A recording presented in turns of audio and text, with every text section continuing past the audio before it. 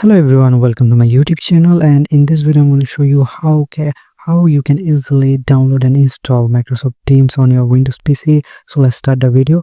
First of all, open your browser and here type just Microsoft Teams. This is the search result, and here is their official website, microsoft.com. Go to the first link on top. Here you can see the option download Teams. Just click that download team option, and here you can see download Microsoft Teams for Windows. And as you can see, it already started downloading and the download is finished. I'm going to go to the containing folder here, and after that, to install it, just double click the application, select run. As you can see, the installation wizard is on the display. So the Microsoft is currently downloading some external items to completely run this software, so keep waiting. I'm going to minimize all of that.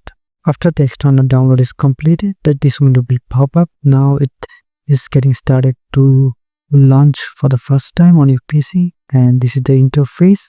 So here you can create or use another account. Here you can, if you have already, you can just use another account. But if you have your Gmail ID logging on your PC, you can just click that Gmail ID as well. It will create an account automatically for you. Right now my account is connecting to the software. They just want to verify the code, so I'm going to send a code to my email account and verify the code.